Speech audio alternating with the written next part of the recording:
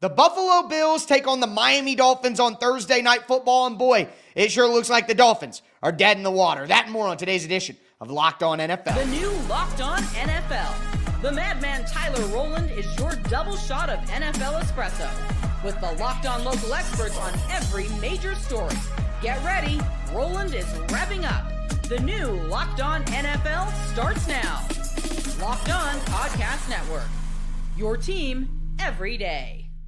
Football fans, welcome into the Locked On NFL podcast, bringing you a double dose of the NFL's biggest stories with help from our local experts that know your favorite teams like no one else. I am your host, the madman, Tyler Rowland, joined today by Locked On NFL expert, the data queen, Michelle Majuk. On today's episode, we are going to talk about a battle taking place in the NFC West. We're going to talk about two teams going different directions in the NFC North, but we're going to start with this Thursday night football matchup between the Buffalo Bills and the Miami Dolphins, and it's not looking good for Mike McDaniel. Now, before we get into it, I do want to thank you for making Locked On NFL your first listen and for being an everydayer here with us at the Locked On Podcast Network, where it's your team every day. Today's episode is brought to you by Prize Picks, and it's Crossover Thursday here on the Locked On Podcast Network, and Crossover Thursday is also presented by Prize Picks. Make sure that you download the Prize Picks app today. Use the code LOCKEDONNFL to get $50 in lineups after you play your first $5 lineup, and make sure that you check out your favorite team's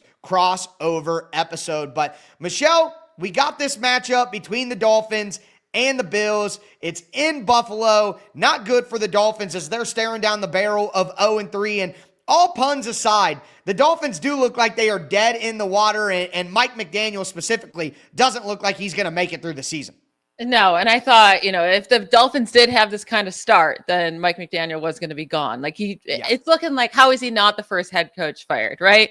It would be a miracle for them to pull off this win. Now, crazier things have happened in the NFL, but this would be one of the crazier things if Josh Allen plays that full game, right? If nothing happens to Josh Allen and the Dolphins go into Buffalo and end up winning after how bad they look. Not only just on offense, but their defense just looks incredibly weak as well. And Josh Allen always destroys the Dolphins. So, and then after that, they do get two easier games against the Jets and the Panthers, but who's to say that they're any better than those two teams?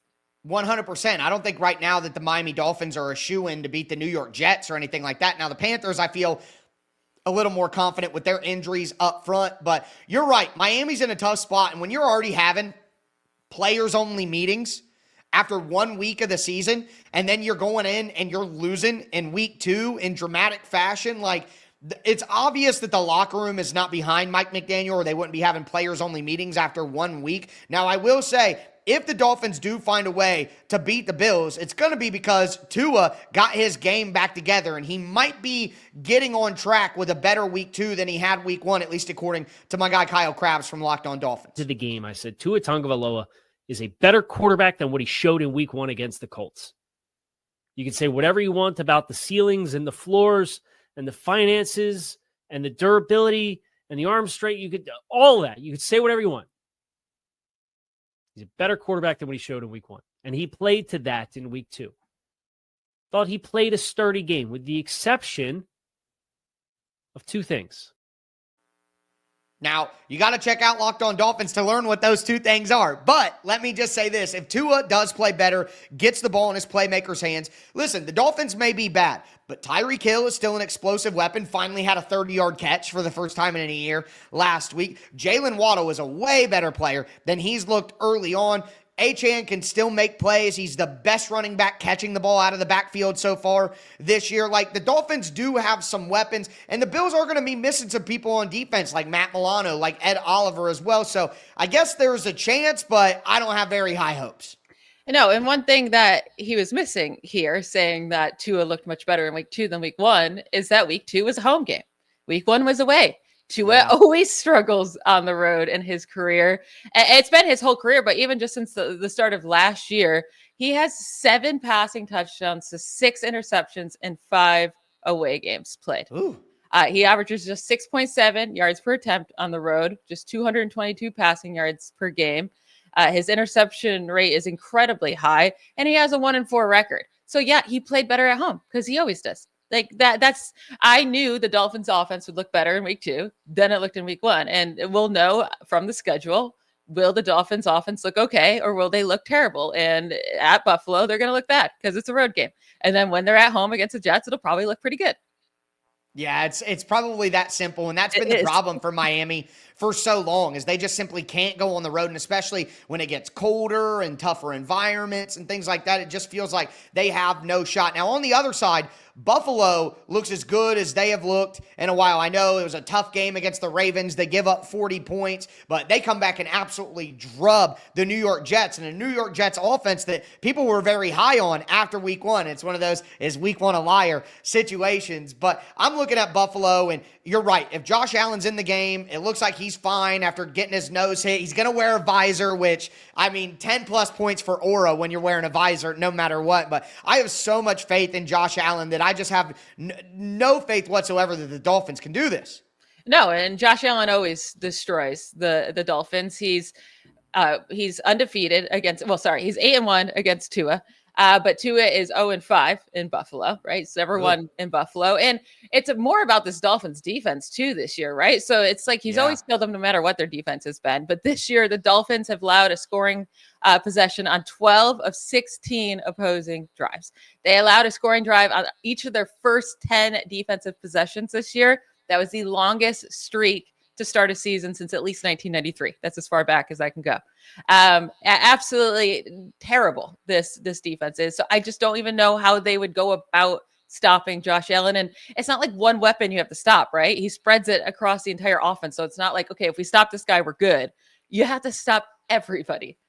Yeah, you can't focus on stopping one of the weapons, because Josh Allen is the real weapon, and you're not going to be able to slow him down. Now, one thing I would say is on the Dolphins defense, they do have some pretty good pass rushers with Zach Seiler up front and Chop Robinson and Bradley Chubb and all that. But I'm looking at the other pass rush, because I'm not going to use a week 3 win at home on a short week to be like, oh, look, Buffalo is going to the Super Bowl. But what I will say is, the addition of Joey Bosa, if Bosa can be healthy, he can be a game changer and a playmaker like the Bills haven't had on that side of the ball since they were getting stuff out of Von Miller. And my guy Joe Marino from Locked On Bills talked about the great game Bosa put up in week 2. And of course, the star was Joey Bosa. 7 pressures and a sack and 2 forced fumbles on 15 pass rush snaps. That is silly production.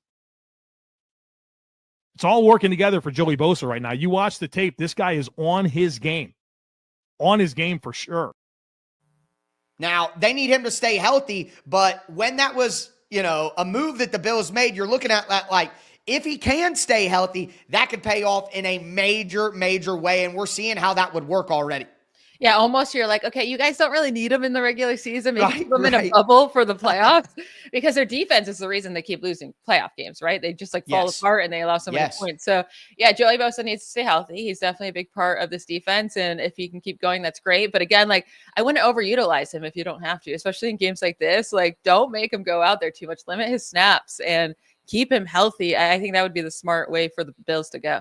No, this should be a great opportunity for them to not overwork Bosa, let him do some work early, and then hopefully in the second half kind of pare things down to avoid the wear and tear that you might get on a guy who's had so many injuries over the last few years. But with that being said, we got a lot of other interesting things going on in the NFL, including in the NFC North, where the Packers are going one way and the Bears are going the opposite. Do want to let you guys know that today's episode is brought to you by Mazda. Mazda crafts cars for those who do more than simply move. Mazda delivers confidence with every ride, with more IIHS Top Safety Pick awards than anyone else as of August 2025. They also can make everyday drives feel like anything but, whether it's the smooth handling, the intuitive controls, all-wheel drive standard in every crossover SUV you can drive with confidence through almost any season. From footwork to breathwork, athletes sweat all the details. Mazda brings that same intention to how they craft every model. You can feel the Japanese craftsmanship in every detail, from the metallic accents to the available Nappa leather upholstery. Like our players, Mazda sweats every detail, because when you make every move count, impossible becomes irrelevant. It's Mazda. Move and be moved. All right, Michelle, let's continue today's edition of Locked on NFL. Talked about this Thursday night football matchup between the Dolphins and the Bills, and it's looking rough for Mike McDaniel and his squad. But we got to talk about a team that it's not looking so rough for up front. It's the Green Bay Packers. They've been excellent throughout the first 2 weeks. The defense looks incredible, and Micah Parsons looked like he has tremendously raised the floor for the Packers out the gate. They get the Cleveland Browns this week, and Michelle, I gotta say, barring a miracle like we talked about before, I think the Packers are going to move to 3-0 here. I would say I'd be less surprised if the Clevelands had that crazy upset against the Packers at home than I would be if Miami went to Buffalo and won, right? So if there's going to be a crazy upset this week, that's the one I would pick. But this Browns offense just cannot move the ball whatsoever. The Packers we've only seen at home so far, but they look amazing against two really good opponents as well. I mean, the Lions and Commanders are not some easy opponents, and you thought maybe the Lions fell off with losing their coordinators after week one, but then week two, no, they did not. They looked absolutely amazing. Again, back at home though for the Lions, and they're great at home.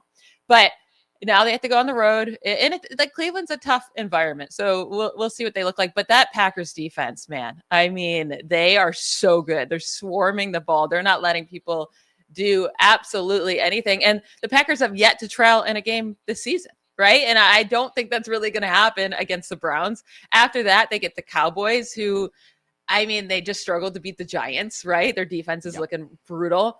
Then they get the Bengals without Joe Burrow, the Cardinals super easy, and the Steelers, which like you could beat them. And then the Panthers, like they could be going until week 9 without a loss. So I will say already, it's only been 2 weeks, and I hate to do this because I don't want to overreact. I'm willing to admit I may have been wrong about the Packers. Listen, it's understandable. It's hard to trust. You know, Jordan Love, they're young players, all of that. I still think Jordan Love will never be good enough to bring this team to a Super Bowl, but they're going to win a lot of games in the regular season. 100%. And Matt LaFleur has always won a lot of games in the regular season too. He's an excellent coach, but you made a great point that the Packers defense against this Browns offense, that is like such a mismatch that it's hard to envision anything. If the Browns have any chance at all, it's on the other side of the ball. And my guy Peter Bukowski talked about how the Packers literally have to do one thing to make sure they win this week. Myles Garrett is an incredible football player, and the only way, barring, absolute wild and craziness, that the Packers will lose to the Browns is if they let Myles Garrett wreck the game. And that means pressure that causes interceptions. That means sack fumbles, because that's the deal. The Packers are 9.5-point favorites against the Cleveland Browns. This is, by all rights, a giant mismatch.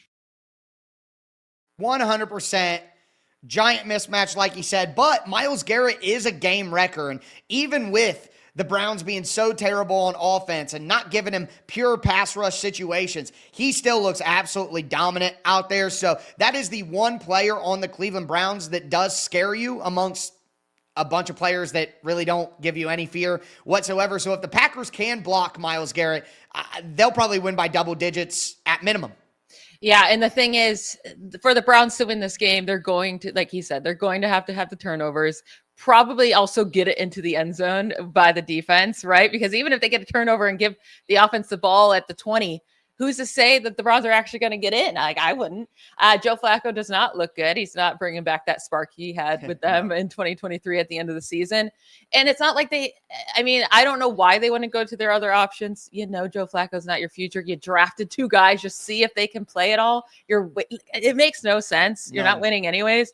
But they're going to stick with Flacco. Flacco could, have one of those. He's a vet and he's had really good games before. Maybe he has like some crazy good game, but yeah, I mean, I fully expect the Packers to not destroy it, but to beat up on the Browns. And by the end of the fourth quarter, I think the score is very lopsided, but I could see it being a little bit close in the first half. Yeah, I think we're looking at like 31-13, something like that. You know what I mean? Where it's like 21 to like, I don't know, maybe like 21-10 going into halftime. Maybe, or like 17-6. Yeah, like 13-6 at halftime. And then like the Browns get a trash touchdown at the end, and the Packers kind of extend the lead. But the Browns schedule doesn't get any easier. You have the Lions in Detroit after this week, and then they play the Vikings, which maybe that's a chance that's an international game. So maybe the Browns can pull off a win against the Vikings without JJ McCarthy, although Carson Wentz might be better than JJ McCarthy. JJ McCarthy right now, you look at the numbers, I mean, he might be the worst quarterback who started games in the NFL so far. They play the Steelers in Pittsburgh after that. Then they get the Dolphins. Then they get the Patriots. I think about middle of October, that Dolphins-Patriots game, if we don't have, listen, I think Shedeur Sanders is better than Dylan Gabriel. I think he's the guy who should get the shot. But I don't really care about that. Play one of them. Like, if you're going to play Dylan Gabriel, then play Dylan Gabriel. I don't care. Like, going with Flacco and going to 0-5, 0-6 with Flacco, like, just give it up, folks. The only reason that Flacco is the starter is because he gives you a quote-unquote better chance to win. Well, if you're not winning a freaking game, then at least get a look at these young guys who, like you said, they spent a bunch of draft picks on. And even if you were winning games, then obviously you stick with Joe Flacco. But yeah, it makes literally no sense at all to waste 2 draft picks on quarterbacks just to lose all the games and then be utilizing your first round pick on a quarterback again, right? Yes. You don't even get to see if they have any potential, which they probably don't, but you don't know. And I mean, especially Shedeur Sanders, who was considered a top 5 prospect. Like, why not just see, hey, maybe once he's been humbled, or maybe like even with his mentality, maybe he can play. Like, maybe he's not, the most calm dude and can be arrogant, but maybe he can play football. Just throw him out there and see what happens. It's not going to be worse than what you showed against the Ravens last week. It's just not going to be worse. Yeah, it just doesn't make any sense. Like you said, you draft Dylan Gabriel, you trade up so that you can draft Shedeur Sanders, and you do all of that after you make the trade back in the first round because your plan is to get a quarterback in next year's draft. So if your plan was to use that extra first-round pick to get a quarterback next year, then why would you spend so many picks this year on getting 2 quarterbacks? It's totally illogical, and that's why people are so convinced that there's owner interference or there's a gaffe between what ownership wants to do and what Andrew Berry, the GM, wants to do because their moves just don't make any logical sense. But speaking of a GM not making any logical moves, Ryan Poles looks like a fool, quite frankly, with some of the reporting that's come out early in the season, and the Chicago Bears look absolutely lost through the first 2 weeks, and now they're going to be without one of their best players, cornerback Jalen Johnson, and some of Ryan Poles' mistakes at that position are now creeping back to haunt them, and that's what my guy Lauren Cox from Locked On Bears talked about this week. The Chicago Bears can't catch a break when it comes to injuries at the cornerback position, and it's really exposing a lack of depth in this secondary that Ryan Poles really failed to address all along the way, because now you've got Jalen Johnson out indefinitely, Kyler Gordon still sidelined for a few weeks, Terrell Smith is on injured reserve, rookie 5th-round pick Zay Frazier is out for the season, and the Bears haven't made much effort to make significant changes at that position. They brought in Trey Flowers at the start of training camp, but he's long gone. Then they claimed Jalen Jones off of waivers, but there hasn't been a very aggressive approach to building more cornerback depth. They've been willing to kind of just roll with the guys that they've got, and that didn't look good enough against the Detroit Lions. We'll see if the Bears make any major corresponding moves for the Jalen Johnson injury, and we'll break it all down for you 5 days a week on the Locked On Bears podcast. Find it on YouTube or wherever you listen to podcasts. My poor guy Lauren Cox, who hosts the show with me on Tuesday mornings, I mean, just a disaster. And to add to that, again, the reporting that's come out about Caleb Williams behind the scenes, Ryan Poles and his staff laughing off Drake May's tape, ridiculous when Drake May is better than Caleb Williams. And then to add it in, the Titans play the Colts this week. I just got done recording my crossover with Jake Arthur from Locked On Colts. They took Colston Lovin over Tyler Warren, and Tyler Warren might be a top 5 tight end in the league already. So, just hit after hit. And didn't Poles get an extension before the year for the Bears? They just look wholly incompetent right now, and I believe in Ben Johnson as a coach and a play caller, but I don't know if he's enough to get the Bears out of this decades-long funk that they've been in.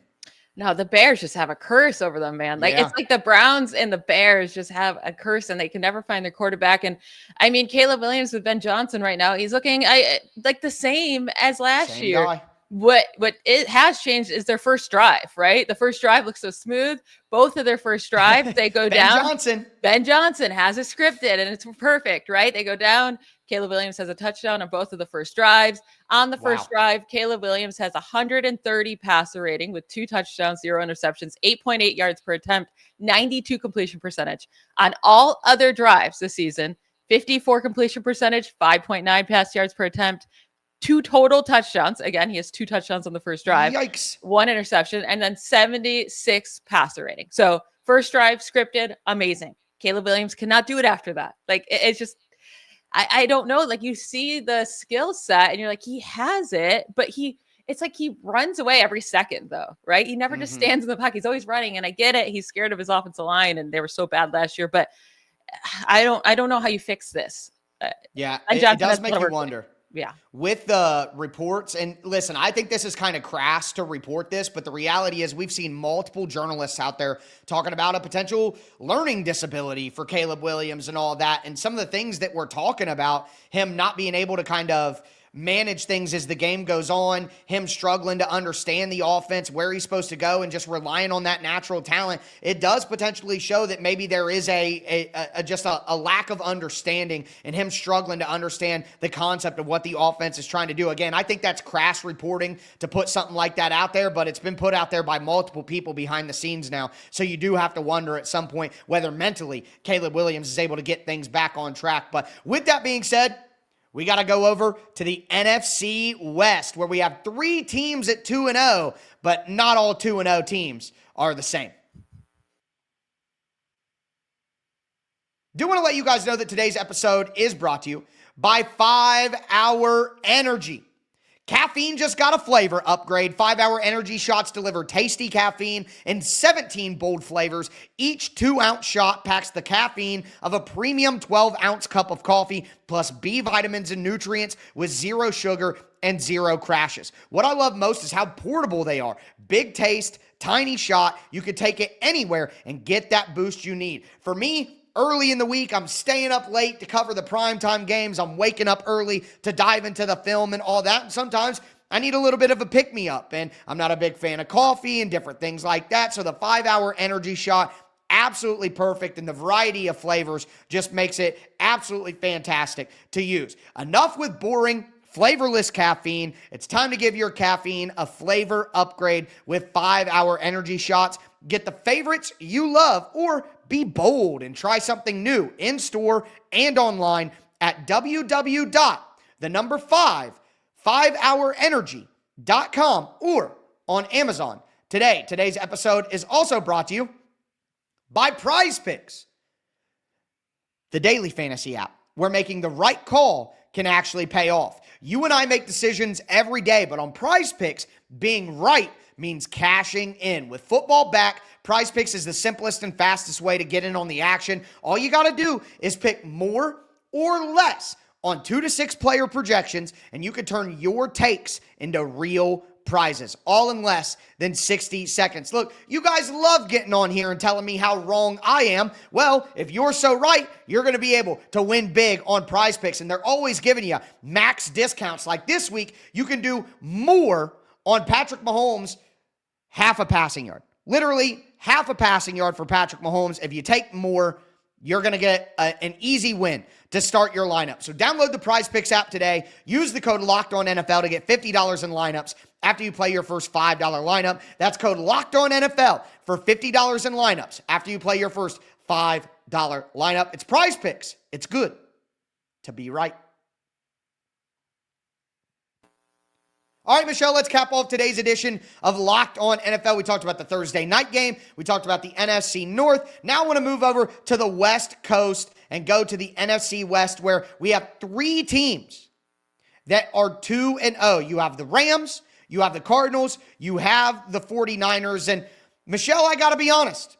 Looking at those teams, I think it's fair to say that the Rams are still the favorite.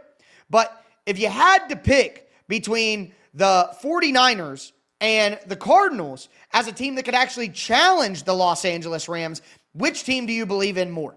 It's so easily the 49ers. And you can say it's because I'm the fan, whatever.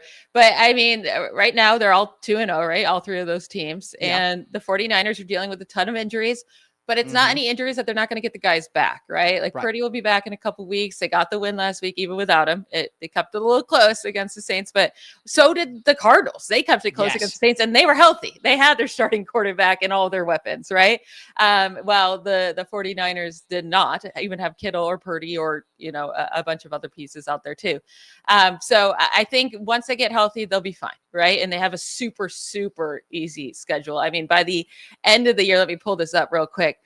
In week 11, let's say the Cardinals, I think, are going to start stinking. So I'm giving that an easy game. The Panthers, the Browns, the Titans, the Colts, the Bears. That's from weeks 11 through 17.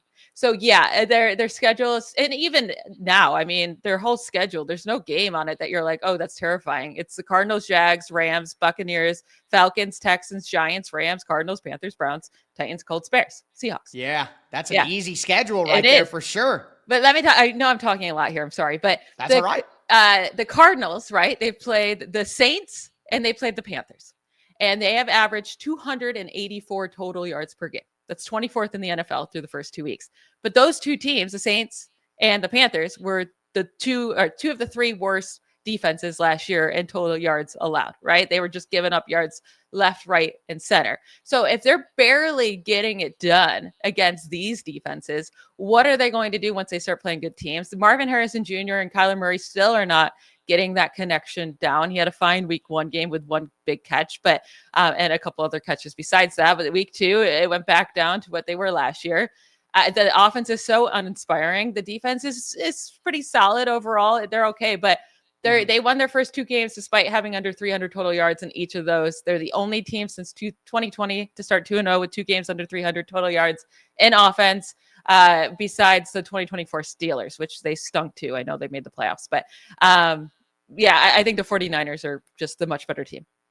Listen, I came into this ready to go Cardinals. I was ready, but you definitely, with that schedule talk, the 49ers look a lot better. And here's the thing with the 49ers is even without Brock Purdy, I think Mac Jones can do a fine job, even with Brock Purdy not out there. And that's something that my guy Brian Peacock from Locked On 49ers reminded us after that win. The San Francisco 49ers improved to 2-0. Hasn't been easy, but a banged-up Niners team go to New Orleans and win 26-21 behind their backup quarterback, Mac Jones. And for those fans wondering, what would it have looked like with Mac Jones if he was drafted by the Niners back in 2021? And it looked pretty good in this one. 279 passing yards, 3 touchdowns, no turnovers for Mac Jones as the San Francisco 49ers improve to 2-0. And now Brian Peacock and Eric Crocker on Locked On 49ers are talking about a trade for Mac Jones once Brock Purdy is back. And I don't know if I feel like that. The thing that does concern me is the injuries for the 49ers. And yeah, in theory, all these guys come back healthy. But if they don't, then maybe some of these tougher games could get tough. But you're right, it's tough on the schedule. And the thing that concerns me about the Cardinals is even against these bad teams, they couldn't close these games down. And they let these bad teams stay in. And when they play better teams, even if they get up on them, they still might not be able to close. And that's something that my guy Alex Clancy talked about on Locked On Cardinals. The fact that the Cardinals had the ball with 5 minutes left and couldn't get a couple first downs to end the game when you were up multiple scores, that's what stays with me most, because that is what full games are going to be like if the Cardinals want to make the playoffs. That's how much pressure is going to be on this team. And that wasn't even pressure. So you've been punishing this team all game. Just go get a couple first downs. Go have a couple gotta-have-it plays. Get a couple first downs, make them use all their timeouts, and run the damn clock out. And they couldn't come close to doing it again. So that clutch factor, that having been there before factor, the Cardinals haven't been there before. The Cardinals don't know how to close these games, and San Francisco does. So I'm going to say that you converted me here, Michelle. I was going to go Cardinals, but with the schedule and with the clutch factor, I think the 49ers are the team that can compete with the Rams. But here's the question. Do you think the 49ers can take the division from the Rams? It's going to come down to how fast Purdy can come back, because I know Mac Jones' overall stats look good. He did say that Mac Jones didn't have a turnover. He had a fumble loss. He actually had 2 fumbles, lost one of them.